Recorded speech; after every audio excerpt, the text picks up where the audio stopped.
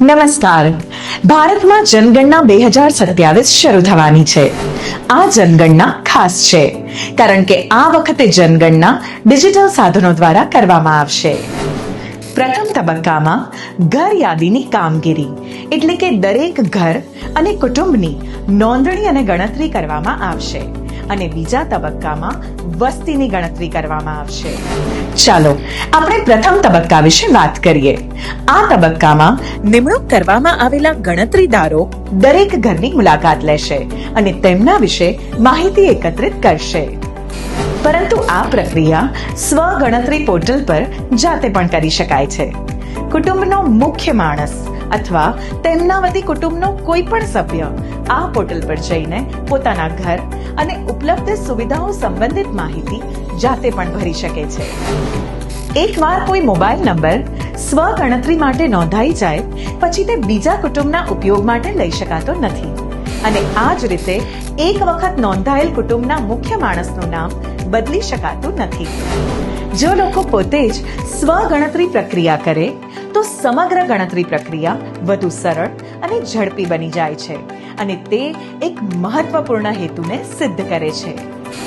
સ્વ ગણતરી એક વિશેષ સુવિધા છે.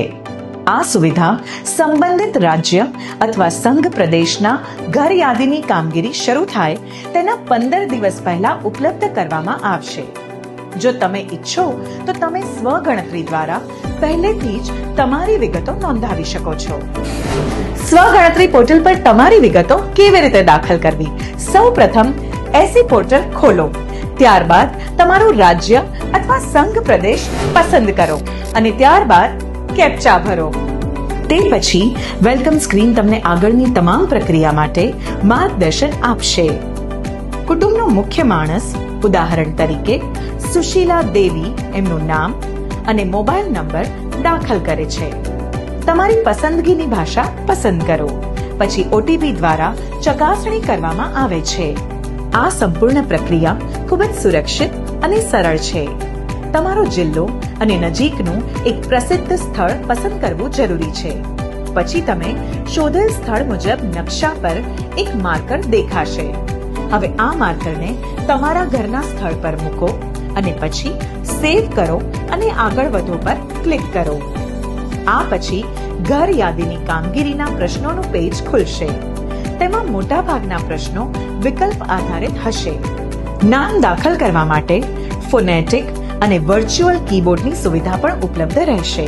તમને કોઈ પણ શંકા હોય તો વારંવાર પૂછાતા પ્રશ્નો અને ટૂલ ટિપ્સથી તરત જ માર્ગદર્શન મળશે. જો તમારા દ્વારા કોઈ પ્રશ્ન અથવા માહિતી અધૂરી રહી જાય તો સિસ્ટમ આપમેળે તમને સૂચના આપશે. બધી વિગતો ભરી લીધા પછી તમારા દ્વારા ભરવામાં આવેલી માહિતીને ધ્યાનપૂર્વક તપાસો. તમે તેમાં સુધારા પણ કરી શકો છો. પછી તેને સેવ કરો અથવા સબમિટ કરો. માહિતી સબમિટ કર્યા પછી પ્રથમ અક્ષર એચ થી શરૂ થતી 11 આંકડાની એસી આઈડી તમને સ્ક્રીન પર દેખાશે. આ આઈડી તમને એસએમએસ દ્વારા પણ પ્રાપ્ત થશે. જ્યારે ગણતરીદાર તમારા ઘરે આવે ત્યારે આ એસી આઈડી તેમને અચૂકથી બતાવો. તમારા દ્વારા આપવામાં આવેલી સાચી માહિતી માત્ર દેશને મજબૂત જ નહીં બનાવે, તેનું સાચું ચિત્ર રજૂ કરશે. તો આ કાર્યમાં જરૂરથી ભાગ લઈ તમારો સહકાર આપો. આપણી જનગણના, આપણો વિકાસ.